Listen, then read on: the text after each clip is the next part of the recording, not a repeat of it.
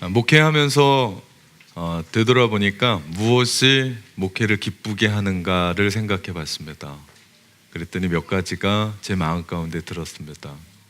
그것은 교회가 부흥할 때 기뻤습니다. 새로운 사람들이 교회에 와서 예수님을 만나고 그 인생이 변하고 삶이 변하고 예수님 때문에 삽니다 라고 하는 삶의 의미를 찾고 인생의 방황의 종지부를 찍으며 가정을 지키고 직장을 붙잡고 살아가는 그런 모습들을 볼 때, 그리고 뭐니 해도 하나님을 잘 몰랐던 사람들이 하나님을 알고 그분을 예배하고 두 손을 들고 그분을 예배하는 모습을 볼 때 제 마음 가운데 가장 기쁨이 솟지 않았나, 기뻤지 않았나, 그런 생각을 해봤습니다.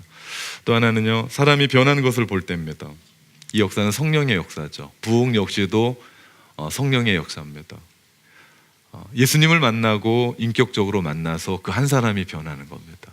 그래서 주님의 뜻대로 살아가고 주님의 비전을 안고 살아가고, 그리고 그 속에서 변화된 삶을 살아갔을 때 제가 목회하면서 이것이 기쁨이구나 라는 것을 깨닫게 됐습니다.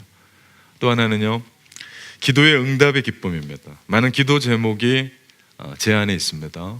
그리고 성도들의 일거수일투족을 제가 다 안다라고 생각을 합니다. 다 압니다. 근데 제가 뭐 스파입니까? 여러분의 소식을 다 알고 있게 알면 뭐 하겠어요? 저는 그 소식을 알면 기도의 자리로 들어갑니다. 안타까운 마음 가지고 기도의 자리로 들어갑니다. 제 얘기 아니거든요. 그리고 저의 상황이 아닙니다. 그럼에도 불구하고 그 소식을 안고 기도의 자리로 들어가면 그분이 흘리는 눈물만큼 눈물을 흘리는 게 목회자의 마음이었고, 그리고 그렇게 기도했을 때 응답되었던 것이 저의 기쁨이었습니다. 그렇게 되고 기도했더니 변화되고 바뀌고 회복되고 낫게 되는 역사가 제가 목회를 되돌아보면서 이것이 기쁨이구나 라는 것을 깨닫게 되었습니다. 다음 주부터요, 특별한 새벽 40일 기도회가 시작됩니다. 이 일을 하는 이유는 여러분에게 그 하나님의 기쁨을 알려드리기 위해서. 우리가 기도하면 하나님은 반드시 우리의 기도에 응답하십니다. 그러면 우리가 기뻐요. 그리고 우리가 행복합니다. 이것은요, 기도해 본 사람이 알고요, 이것은 기도의 맛을 느껴본 사람이 압니다. 올 해가 우리 교회 창립 20주년을 맞습니다. 우리 지난주에 그런 예배를 드렸죠. 제가 15년 이곳에서 목회했는데 이런 일이 없었습니다. 하나님께서 엄청난 은혜를 부어주고 계시는, 그래서 특별히 이번 특별한 새벽 40일 기도회는 더 기대가 됩니다. 제 마음 가운데 가슴이 뜁니다. 여러분, 혹시 작년 40일 새벽 기도회 주제가 뭔지 아십니까? 되게 쉬웠는데 아주 간단했습니다. 네. 나이 드신 분들은 뭐 늘 잃어버리니까 괜찮고요. 젊은 분들 혹시 기억납니까? 되게 쉬웠는데. 네. 네. 한 분이 있습니다. 우리 기도가 답이다. 네. 기도가 답이다. 감사합니다, 우리 전주 집사님. 네. 머리를 저렇게 하얗게 한 이유가 있었네. 네. 기도가 답이다. 네. 그때 기도가 답이다라고 했을 때 교회가 좀 힘에 부쳐 있을 때였습니다. 그런데 40일 동안 우리가 함께 기도하면서 그 문제들을 뛰어넘었고 여기까지 오게 됐죠. 부흥의 힘은요, 어떤 사람이 노력해서가 아니라 우리가 기도했을 때, 전 기도의 힘이라고 밖에는 표현할 길이 없습니다. 기도했을 때 하나님께서 그 모든 문제를 뛰어넘게 하셨고 여기까지 오게 하셨죠. 올해는요, 주제가 믿음으로 승부하랍니다. 이 주제로 40일 동안 우리가 느헤미야의 말씀을 가지고 우리가 승부할 겁니다. 함께 기도할 겁니다. 화요일부터 금요일까지는 평일에는 5시 30분에, 그리고 우리 토요일에는 다음 세대들, 어린아이들까지 전부 다, 젖먹이까지 전부 다 같이 와서 기도하고 우리 그 아이들에게 안수해주고 함께 기도하고, 그리고 여러분 각자 흩어져서 가족끼리 조찬을 하고 집으로 돌아가는 그런 일들을 우리 이번에도 동일하게 진행을 하려고 합니다. 이번에 기도회를 열면서 제 마음 가운데 가지는 기도의 제목들은 3가지입니다. 첫 번째는요, 각 가정에 기적이 일어나게 하소서. 제가 이 부분 첫 번째를 놓고 기도합니다. 각 가정에 기적이 일어나야 됩니다. 이번 기도회를 통해서 각 가정마다 특별한 은혜, 하나님을 만나며 하나님을 경험하며, 그래서 각 가정마다요 이 40일 기도회를 준비하면서 각 가정의 목표를 세웠으면 좋겠습니다. 이번 우리의 기도의 제목은 이거다. 그래서 정말 하나님 앞에 부르짖고 하나님 앞에 기도하며 나갈 때 하나님께서 그 가정 가운데 기적을 보여주시는 그런 일들을 만났으면 좋겠습니다. 인생이 변하고 자녀들이 변하고 꿈이 변하고 비전을 찾고 그 비전을 향하여 열정적으로 달려나가는 그런 삶의 이야기들, 그 속에서 병이 치유되고 그 속에서 악한 것들은 떠나가고 문제는 해결되고, 이런 일들이 이번 기도하는 내내 우리의 가정 가운데 일어나기를 주님의 이름으로 축원합니다. 첫 번째 제목입니다. 두 번째는요, 교회를 위해 기도합니다. 교회에 기적이 일어나게 하소서. 지금도 괜찮은 교회입니다. 그런데 기도하면서 더 좋은 교회, 위대한 교회로, 그 교회는 바로 성령 충만한 교회, 그래서 하나님의 뜻을 이 땅 가운데 이루는 교회, 한 영혼이 너무나 귀해서 그 영혼을 집중하는 교회, 그래서 구원의 방주로서의 교회, 그런 일들로 우리가 함께 이루어 나가기를 위해 기도합니다. 작년 한국교회 함께 손붙잡고 남태평양 선교센터를 건립하고 우리 교회를 건립하려고 했었던 것이 무산이 됐습니다. 그때 정말 아이러니컬하게도 우리 40일 특별한 기도 시작하고 10일 지나고 나서 제가 통보를 받았습니다. 그런데요, 이번 4월에 한국 쪽에서 동일한 목사님한테 저에게 연락이 왔습니다. 지난번에 실망시켜 참된 교회와 목사님에게 미안합니다. 다시 선교의 불씨를 살렸으면 좋겠습니다 라고 문자가 왔습니다. 가슴이 얼마나 뛰었는지 몰라요. 그때 그 시점이 제가 오클랜드에 있는 다른 교회 교육부 초청 강사로, 메인 강사로 3박 4일 동안 수련에 들어가서 말씀을 전했었던 이튿날에 왔었던 문자입니다. 그렇기 때문에 제가 잃어버리질 않습니다. 사실 한국에 그렇게 큰 교회가, 그 목사님이 저한테 그런 문자를 보낼 필요가 없습니다. 그렇게 큰 교회 목사님이 저한테 다시 시작하자라고 얘기하는 것도 이상하고요. 그렇게 한번 프로젝트가 무산이 되면 다시 긁어부스럼을 만들지 않습니다. 한국 교회의 특징이 뭐냐면 새로운 길을 찾죠. 왜? 아무 문제가 없으니까. 그런데 다시 문자를 보내고 다시 하는 일은 거의 없는 일입니다. 거의가 뭡니까? 없다고 보면 됩니다. 그런데 하나님께서 다시 시작하셨습니다. 그래서 특별히 작은 불씨입니다. 그런데 이번 기도회를 통해 이 불씨를 살리고 훨훨 타오르게 하려고 합니다.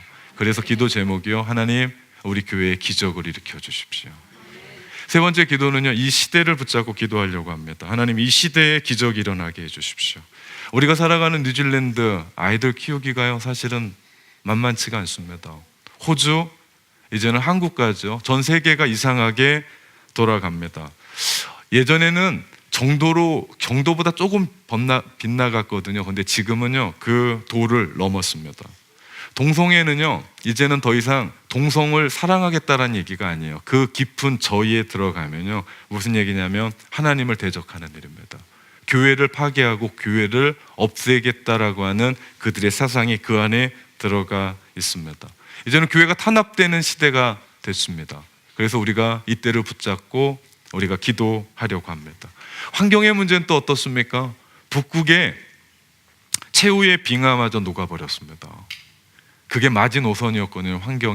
환경학자들이 너무나 놀래합니다. 이건 안 녹을 줄 알았거든요.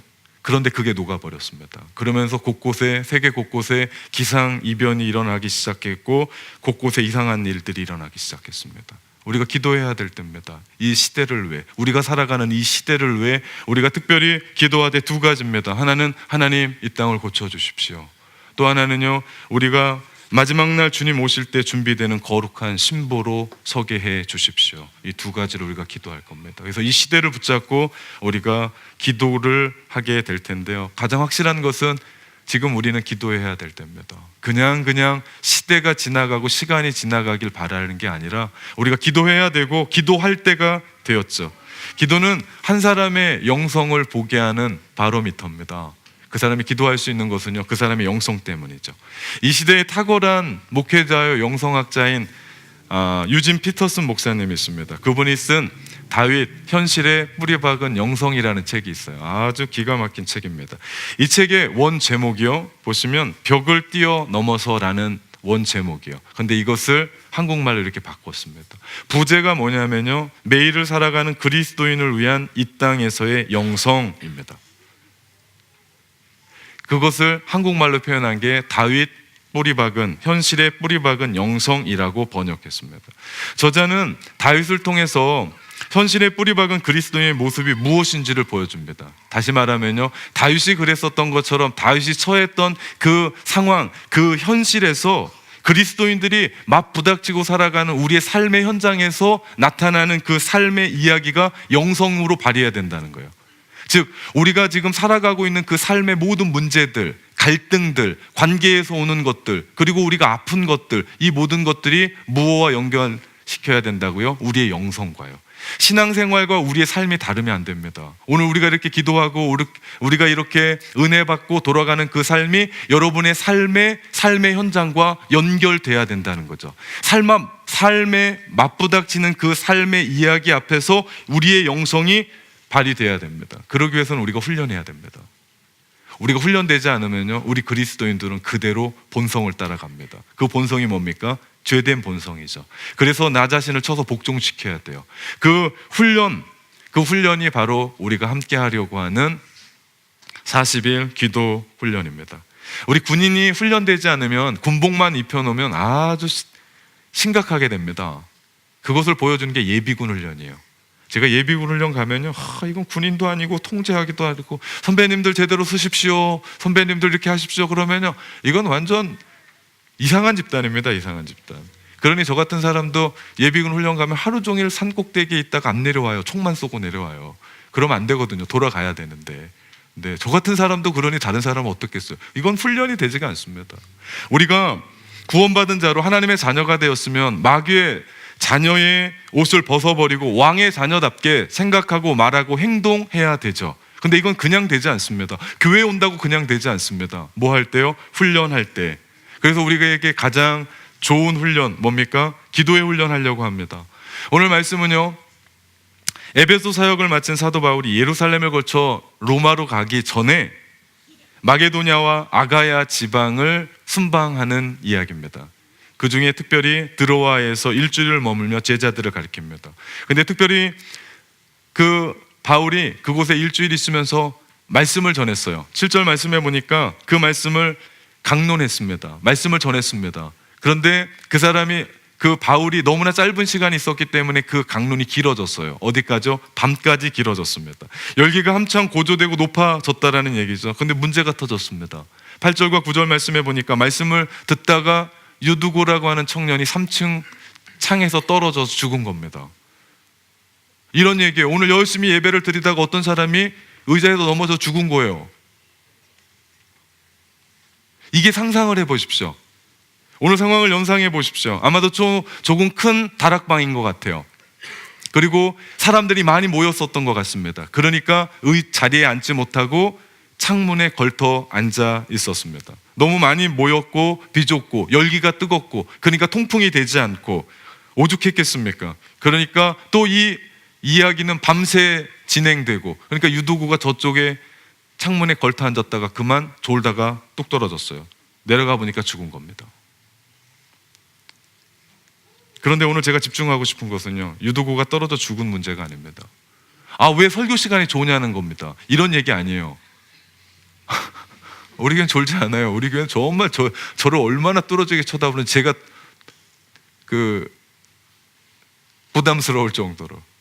제가 오늘 집중하고 싶은 것은 바울의 반응입니다. 10절에 보니까 그가 이미 죽었습니다. 그럼에도 그가 어떻게 합니까? 그 위에 엎드려 그 몸을 안고 기도합니다. 놀라운 얘기입니다. 죽었습니다. 끝난 겁니다. 그런데 그가 그 위에 엎드려 그의 몸을 안고 기도하더라는 거죠. 이미 죽은 겁니다. 3층에서 떨어져 죽었습니다. 끝난 겁니다. 이게 현실이죠. 죽은 것 현실입니다. 현실은 바꿔지지가 않습니다. 아무것도 할 수 없는 현실. 우리도 이런 현실에 접하고 살지 않습니까? 이 땅을 살아가면서 내가 해도 안 되는, 죽음과도 같은 만만치 않은 절망이 엄습하고 낭망이 오하고 내가 그렇게 해도 안 되는, 그러면서 후회가 밀려옵니다. 괜히 왔나? 그 일에 손을 괜히 댔나? 내가 너무 성급했나? 내가 너무 생각이 짧았나? 그러면서 우리들 마음 가운데 그 현실 속에서 할 수 없는 그것 때문에 포기하고 있는 나, 이것이 현실이죠. 이 현실을 외면할 수 있습니까? 이 현실을 외면할 수가 없습니다. 왜? 지금 내가 아프거든요. 왜? 지금 내 마음이 쓰리거든요. 왜? 지금 그 현실이 나의 삶이거든요. 속상하거든요. 이것이 우리네의 현실입니다. 그때 바울은 말합니다. 뭐라고요? 소란하지 말라, 수군거리지 말라, 떠들지 말라, 입 다물어라. 현실에 대해서 사람들이 이렇고 저렇고 얘기합니다. 왜? 현실은 그대로 보이기 때문에, 그대로 눈에 보입니다. 그러니까 이 땅의 매스컴과 SNS와 다른 사람들의 소문은 모두가 다 현실에 대한 얘기입니다. 저 정확하게 얘기하면 뭡니까? 하나님이 없는 현실, 그 안에 하나님이 개입하지 않는 현실. 사람들은 그것에 대해서 이야기합니다. 그렇게 얘기한다 해도 현실이 해결됩니까? 그 현실은 해결되지 않습니다. 더 복잡해집니다. 그렇게 얘기한들 그 현실에 대해서 누가 책임집니까? 그렇게 얘기하던 사람이 책임을 지든가요? 누가 소문을 내던 사람이 그 현실에 대해서 책임을 집니까? 아무도 책임지지 않는 그때 사도 바울은 얘기합니다. 그만 얘기해라, 그만 입 다물어라, 그만 떠들어라. 그리고 사도 바울이 어디로 들어갑니까? 기도의 자리로 들어갑니다. 놀라운 이야기입니다. 기도의 현실, 우리가 지금 처해 있는 그 현실은 아픈 현실입니다.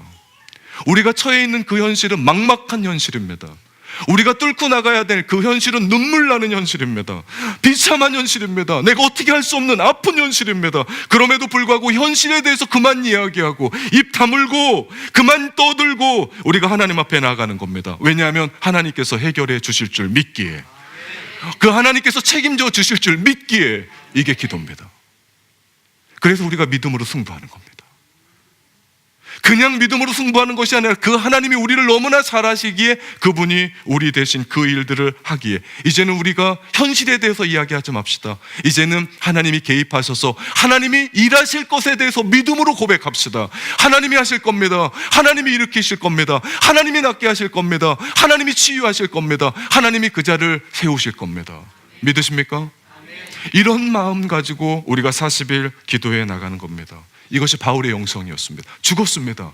끝난 겁니다. 그런데 그 위에 엎드려 그 몸을 안고 조용히 하라고 얘기하며 하나님 앞에 기도하는 겁니다.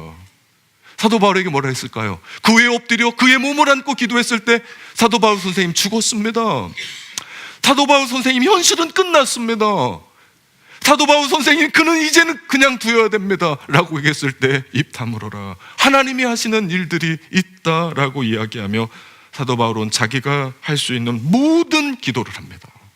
마치 수넴 여인의 아들이 죽었을 때 엘리사가 그 위에 몸을 포개고 하나님 앞에 기도했었던 그 기도처럼 그가 간절히 기도합니다.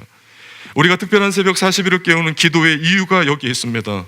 우리로 하여금 눈물 나게 하는 현실을 붙잡고, 우리로 하여금 아프게 하는 그 현실을 붙잡고, 해도 안 되는 인생의 벽 앞에서 울고 있는 나의 마음을 붙잡고 우리가 그만 떠들고 그만 얘기하고 이제 하나님이 하시는 믿음의 세계로 들어가고 하나님이 하시는 믿음의 현장으로 들어가는 겁니다. 내가 할 수 있는 모든 것은 다름 아니라 기도입니다.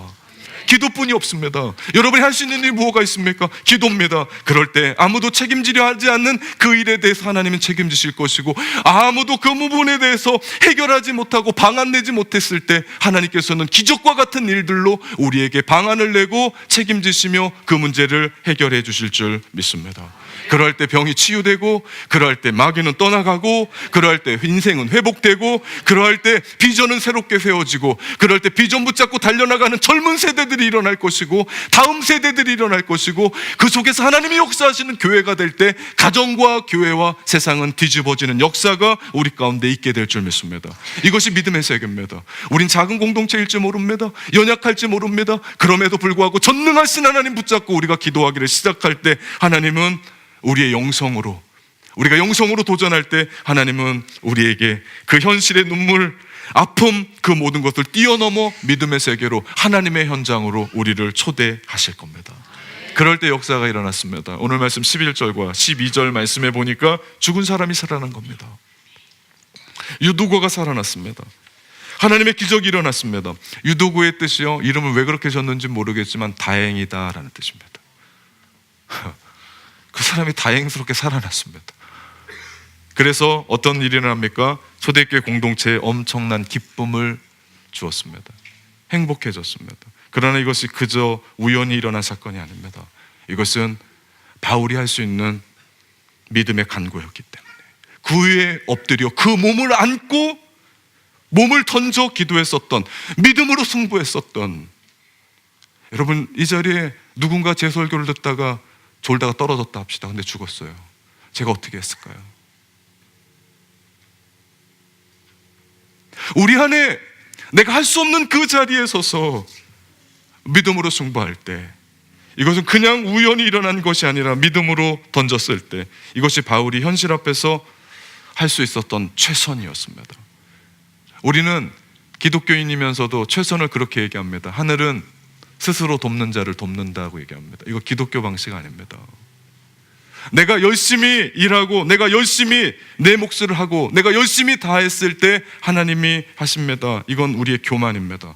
우리의 최선은요, 다른 것이 아니라 주님이 우리의 삶에 개입하실 때 그것이 최선이 됩니다.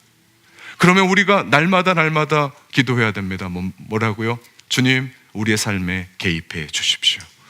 날마다 우리의 삶에 주님을 초청하는 겁니다. 그런 마음으로 기도하는 겁니다. 사람들은 죽었다고 얘기했을 때 유두고의 온몸을 덮어 주님의 개입하심을 요청했었던 사도 바울, 우리가 그런 기도를 해봅시다. 믿음으로 승부해 봅시다. 떠들지 마라, 조용해라, 입 다물어라, 생명이 아직 저에게 있다, 아직 끝난 것이 아니다, 주님이 개입하신다. 이런 믿음으로 우리가 승부할 때 우리에게 기적과 같은 일들이 개인과 가정과 교회와 이 시대에 일어나게 될 줄 믿습니다. 사랑하는 성도 여러분, 믿음으로 승부합시다. 아멘.